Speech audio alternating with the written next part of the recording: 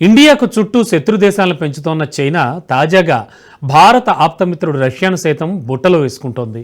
Islamabad, Moscow మధ్య బంధం పెంచడంలో బీజింగ్ సక్సెస్ అయింది.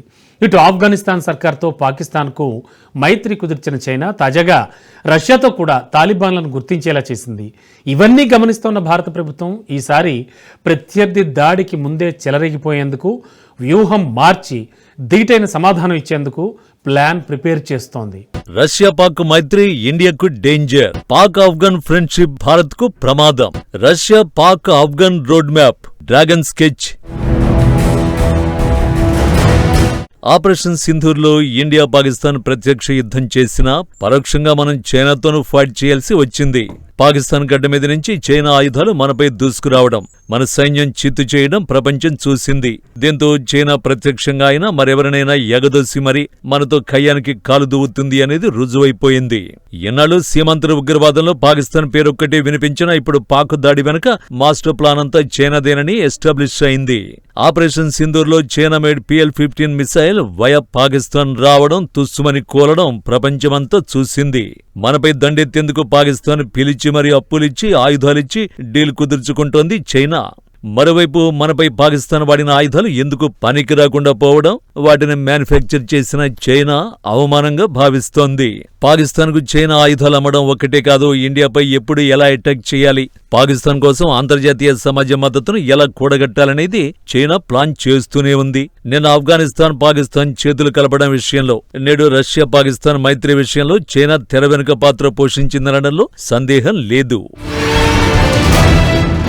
ఆపరేషన్ సింధూర్ తర్వాత చైనా తన మిత్రదేశం పాకిస్తాన్కు ఇతర దేశాలతో సంబంధాలను మెరుగుపరిచేందుకు, పునరుద్ధరించేందుకు తెర వెనుక ముందు పట్టువదలని ప్రయత్నం చేస్తోంది. సింధూర్ వేడిలోనే ఆఫ్ఘనిస్తాన్ పాకిస్తాన్ మధ్య రిలేషన్స్ కుదర్చడంలో సక్సెస్ అయింది. తాలిబాన్ సర్కార్ను గుర్తించేలా ఇస్లామాబాద్పై ఒత్తిడి తెచ్చి అటు ఆఫ్ఘనిస్తాన్కు ఇటు పాకిస్తాన్కు సాయం చేసింది.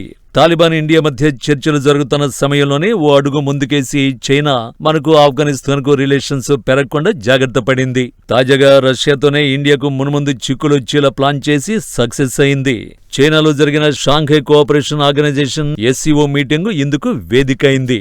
రష్యా పాకిస్తాన్ మధ్య రైలు, రోడ్డు మార్గాలు నిర్మించి మధ్య ఆసియాకు లింక్ చేసే వ్యూహాత్మక కనెక్టివిటీకి తెర వెనుక పాత్రను చైనా సక్సెస్ఫుల్ గా పూర్తి చేసింది.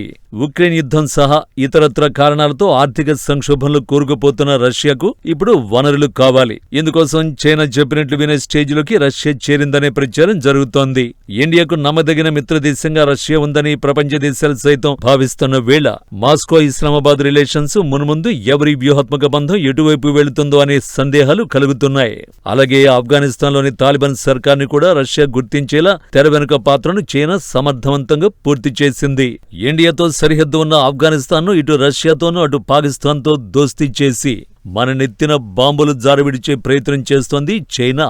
అంతర్జాతీయ పరిణామాలు గమనిస్తున్న భారత్ తనను తాను కాపాడుకునేందుకు ఎంతకైనా రెడీ అని రక్షణ మంత్రి రాజ్నాథ్ సింగ్ స్పష్టం చేశారు.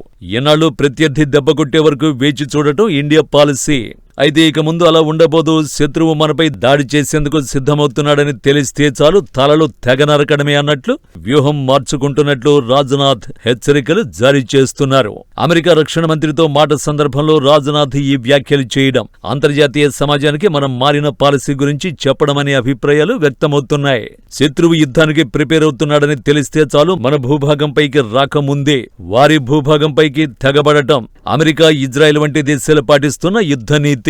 భారత్పై దాడి చేసేందుకు POKలో, పాకిస్తాన్లో ఉగ్ర స్థావరాలు మళ్లీ రెడీ అవుతున్నాయని మన నిఘా వర్గాలు గుర్తించాయి. పాకిస్తాన్ ఉగ్రముఖలు పాక్ ప్రభుత్వం మనపై దాడికి దిగముందే పాక్ భూభాగంపై మన POKలోని ఉగ్ర స్థావరాలపై దాడి చేసి విధ్వంసం చేసేందుకు ఇండియన్ డిఫెన్స్ స్ట్రాటజీ మారుతోంది. అలాగే డిప్లొమాటిక్ స్ట్రాటజీలో భాగంగా టర్కీకి చెక్ పెట్టేందుకు ప్రధాని మోడీ సైప్రస్ వంటి దేశాలతో దోస్తీ కుదుర్చుకుని వచ్చారు. ఇటు చైనా పైన దీర్ఘకాలంలో పైచేయి సాధించేందుకు ఆసియాలోనే కాకుండా ప్రపంచవ్యాప్తంగా అన్ని ఖండాల్లోని దేశాలతో వాణిజ్య ఒప్పందాలు, డిఫెన్స్ డీల్స్ కుదుర్చుకుని వస్తున్నారు.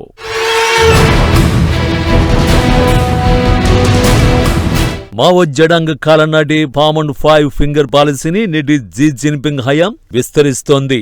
అక్సాయ్ చిన్, నేపాల్, భూటాన్, సిక్కిం, అరుణాచల్ ప్రదేశ్, టిబెట్ ఆక్రమణ అనేది జడాంగ చైనీయులకు నూరిపోశాడు.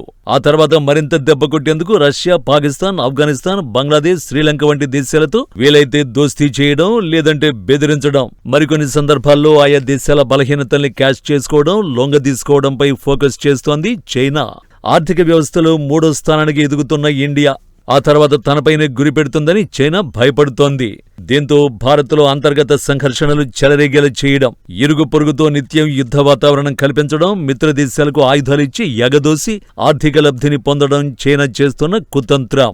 ఇండియా, చైనా పరస్పర ప్రయోజనాల కోసం బిజినెస్ డీల్ చేస్తున్న డ్రాగన్ మనకు పక్కలో బల్లెమే.